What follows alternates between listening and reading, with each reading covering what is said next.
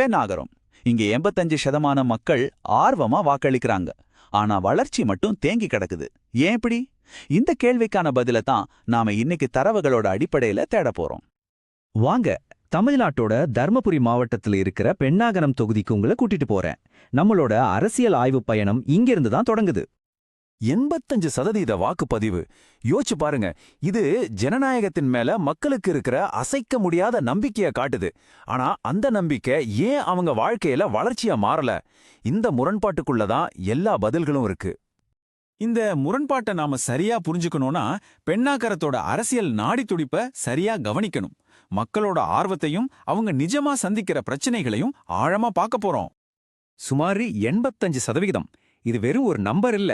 இது பென்னாகர மக்களோட அரசியல் நம்பிக்கை. ஒவ்வொரு தேர்தலையும் ஒரு மாற்றம் வராதான் எதிர்பார்த்து வாக்களிக்கிறாங்க. பென்னாகரம் இது முழுக்க முழுக்க ஒரு கிராமப்புற தொகுதி. விவசாயம்தான் இங்க உயிர் நாடி. அப்போ அவங்களோட தேவைகளும் கவலைகளும் எதை சுத்தி இருக்கும்? இந்த மண்ணையும் தண்ணியும் சுத்திதான். இங்க இருக்கிற சமூக அமைப்பு அரசியலோட போக்க தீர்மானிக்குது.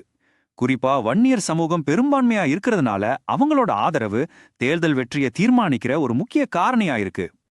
சரி, இந்த எண்களெல்லாம் ஒரு பக்கம் இருக்கட்டும். இந்த எண்களுக்கு பின்னால இருக்கிற மனுஷங்களோட குரலை நாம கேட்கணும். அவங்களோட அன்றாட பிரச்சனைகள் என்ன? அதுதான் இந்த அதிருப்திக்கு உண்மையான காரணம். 16. வெறும் 16 இல்ல, இந்த பகுதியில இருக்கிற 16 ஏரிகள் கிட்டத்தட்ட வறண்டு போயிருக்கு. இது விவசாயத்தை மட்டும் இல்ல, ஒவ்வொருத்தரோட அன்றாட வாழ்க்கையையும் நேரடியா பாதிக்குது. கனவுகளோட படிச்சு முடிக்கிற இளைஞர்களுக்கு இங்க வேலை இல்ல.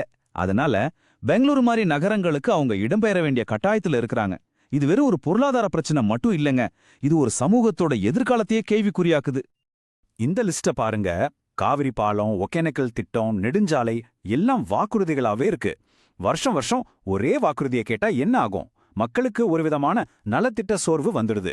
இது நம்ம அரசியலமைப்பு சட்டம் மதிக்கிற கண்ணியமான வாழ்க்கைக்கு எதிரானது. பொது உரையாடல்கள் பொறுப்புணர்வோடு இருக்க வேண்டியது ரொம்ப அவசியம். பிரச்சனைகள் இவ்வளவு தெளிவா தெரியுது, ஆனா தீர்வுகள் மட்டும் ஏன் கிடைக்க மாட்டேங்குது? இதுக்கு பின்னாடி இருக்கிற அரசியல் கணக்குகளை நாம கொஞ்சம் பார்க்கணும். இந்த தொகுதியில போட்டி ரொம்ப கடுமையானது. வெற்றி வித்தியாசம் பாத்தீங்கன்னா ரொம்ப அதிகம் இல்ல. இதோட அர்த்தம் என்ன? வாக்காளர்கள் மனசுல ஒரு சின்ன மாற்றம் ஏற்பட்டா கூட மொத்த அரசியல் களமும் மாறிடும். இதுதான் மக்களின் தீர்ப்பு. நலத்திட்டங்கள் ஏதோ பரவாயில்ல ரகத்துல இருந்தாலும் உள்கட்டமைப்பும் மக்கள் வச்சிருந்த நம்பிக்கையும் ரொம்பவே குறைவா இருக்கு. இதுதான் அவங்க கோபத்துக்கு மூல காரணம். அவரை தொடர்பு கொள்ளவே முடியாது. இந்த ஒரு வரி போதும் மக்களுக்கும் அவங்க தேர்ந்தெடுத்த பிரதிநிதிக்கும் நடுவுல எவ்வளோ பெரிய இடைவெளி இருக்குன்னு புரிஞ்சுக்க. இந்த இடைவெளி தான் வளர்ச்சிக்கு மிகப்பெரிய தடைக்கல். சரி, பிரச்சனைகளை பத்தி பேசிட்டோம். இது மட்டும் போதாது, தீர்வுகளை நோக்கி நகரணும். எப்படி? தரவுகளோட அடிப்படையில பென்னாகரத்தோட கதையை மாத்தி எழுத ஒரு செயல் திட்டத்தை நாம இப்ப பார்க்க போறோம். இதுவரைக்கும் இங்க நடந்த அரசியல் என்ன? ஸ்திரத்தன்மை, அடையாள அரசியல். இனி நடக்க வேண்டிய அரசியல் என்ன? நிறைவேற்றப்படாத வாக்குறுதிகளை பத்தியும் உறுதியான வளர்ச்சியை பத்தியும் பேசணும். இந்த ஒரு சின்ன மாற்றம் பென்னாகரத்தோட அரசியல் போக்கையே மாத்தி அமைக்கும். 250 கோடி ரூபாய். இது வெறும் செலவில்ல. இது பென்னாகரம் மக்களோட நீண்ட நாள் கனவான காவிரி பாலத்தை நனவாக்குறதுக்கான ஒரு முதலீடு. 5000 வேலை வாய்ப்புகள். யோசிச்சு பாருங்க, வேலை தேடி வெளியூருக்கு போற இளைஞர்களை இங்கேயே தடுத்து நிறுத்த முடியும். பென்னாகரத்தோட எதிர்காலத்தை பென்னாகரத்திலேயே உருவாக்க முடியும். கூடுதலா 2000 வேலை வாய்ப்புகள். ஒகேனக்கலோட இயற்கை வளத்தை மக்களோட வாழ்வாதாரமா மாத்திர ஒரு திட்டம் இது. சுற்றுலாவை நம்பி பல குடும்பங்கள் வாழ முடியும். திட்டம் தயார். ஆனா திட்டம் மட்டும் இருந்தா போதுமா? அதை எப்படி செயல்படுத்துறது? அந்த கனவை நனவாக்குறதுக்கான முதல் படிகளை இப்ப பார்க்கலாம். இதோ அடுத்த 30 நாளுக்கான செயல் திட்டம். ஒவ்வொரு அடியும் ரொம்ப தெளிவா காலக்கெடுவோட திட்டமிடப்பட்டிருக்கு.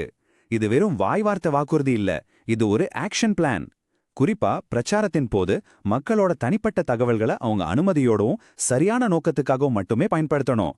இது இந்தியாவோட புதிய தரவு பாதுகாப்பு சட்டத்தோட முக்கியமான அம்சம். இதுதான் புதிய அரசியல். டேட்டாவை வெறும் தேர்தல்ல ஜெயிக்கிறதுக்கு மட்டும் பயன்படுத்தாம ஒரு நல்லாட்சியை கொடுக்க பயன்படுத்துறது. மக்களோட குறைகளை அரசாங்கத்தோட செயல் திட்டமா மாத்துறது. வாக்குறுதிகளை நம்பி ஓட்டு போடுற காலம் முடிஞ்சு போச்சு. இனி செஞ்ச வேலைய பார்த்து முடிவுகளை பார்த்து ஓட்டு போடுற ஒரு புதிய சகாப்தத்தை பென்னாகரம் தொடங்கி வைக்குமா? இந்த கேள்வி பென்னாகரத்துக்கு மட்டும் இல்ல, நம்ம ஒட்டுமொத்த ஜனநாயகத்துக்கே ஆனது. நீங்களும் மக்கள் மைய தலைவராகி உங்க தொகுதியை உயர்த்த விரும்பினா blueprintstrategies.ai தொடர்பு கொள்ளுங்க. mgr@blueprintstrategies.ai என்ற முகவரியிலையோ அல்லது 08042041602 என்ற எண்ணிலையோ அழைக்கலாம். அரசியலுக்கு அப்பாற்பட்ட ஒரு நோக்கம்.